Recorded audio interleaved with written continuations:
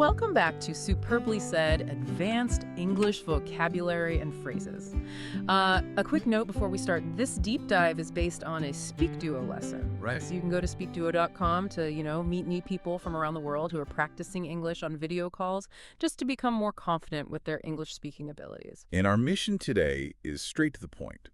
We are mastering 8 advanced phrases to really elevate your workplace communication and your IELTS Part 2 responses. Which is huge, but a lot of learners ask me, are advanced idioms just fancy dressing for simple ideas? Like, why can't I just say I was mad instead of saying I went berserk? Well, because language isn't just about conveying facts, right? Yeah. It acts as this precise emotional thermometer. Take going berserk. Oh, yeah, that's a great one. It is. Historically, it comes from Viking warriors in battle. So you aren't just angry, you are wildly enraged and completely out of control. Exactly. Like, imagine a disastrous project launch. The main server database crashes completely right before a client demo. Saying the director got angry just doesn't do that panic justice. No, not at all. He went berserk. He absolutely went berserk. Or consider the planning phase of that same project. Maybe you rejected the proposed marketing campaign guidelines because they were, too tame. Oh, right. So you don't just mean they were boring. Exactly, you mean they lacked edge.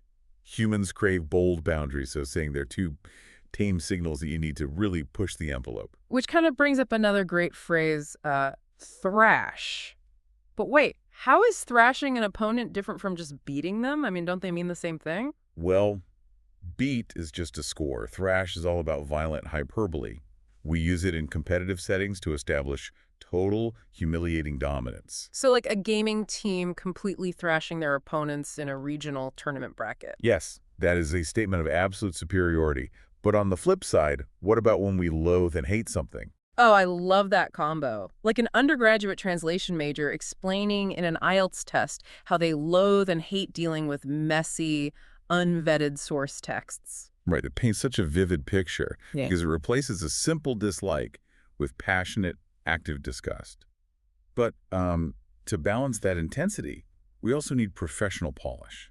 Take the phrase, for all intents and purposes. Right, instead of just saying basically. Yeah, it acts as a linguistic shield. It means in every practical, meaningful sense. So once the head teacher signs off on the final schema, the project is, for all intents and purposes, complete. And when things go wrong during that project, suffice to say. Which is perfect. Instead of saying in short, you're signaling that the bad news is so obvious that you're sparing the listener the painful details. We encountered massive software conflicts, so suffice to say, we had to overhaul our script logic. It's the economy of language at its finest. Mm-hmm. And we see this precise language when describing people, too. We use unassuming instead of shy. Meaning modest and humble despite obvious success, right? Like a colleague who remains unassuming despite managing major high-visibility tech tracks. Exactly. That's a massive compliment. And hopefully that same colleague gets a great kick out of their job. Oh, meaning it's not just passively enjoying work, but finding active, energetic amusement in it. Yes.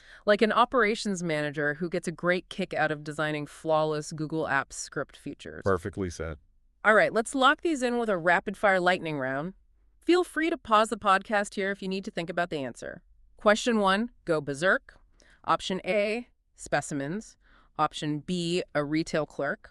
Option C, a director reacting to a crashed server. It's C. The director will go berserk, capturing that wild, out-of-control panic perfectly over the crashed server. Spot on. Question 2, for all intents and purposes. Option A, a head teacher signs off on a project. Option B, a legal team. Or option C, a warehouse clerk. That's A. Once that head teacher signs off, the project is, for all intents and purposes, complete. Question 3, suffice to say. A, accounting budgets. B, massive software conflicts. C, a wilderness traveler. Answer B, those massive software conflicts were a disaster, so suffice to say an overhaul was needed. Question 4, unassuming. A, managing tech automations. B, data entry team. C, a warehouse clerk. Definitely A. Someone managing major tech automations who remains unassuming is humble despite their obvious success. Love it. Question 5, get a great pick. Option A, a soccer athlete. B, a theater group. C, an operations manager. It's C. The operations manager gets a great kick out of designing features. It's figurative, active amusement. Question 6, loathe and hate. Option A, a text analyzer. B, an undergrad translator. C, a hotel worker. Option B.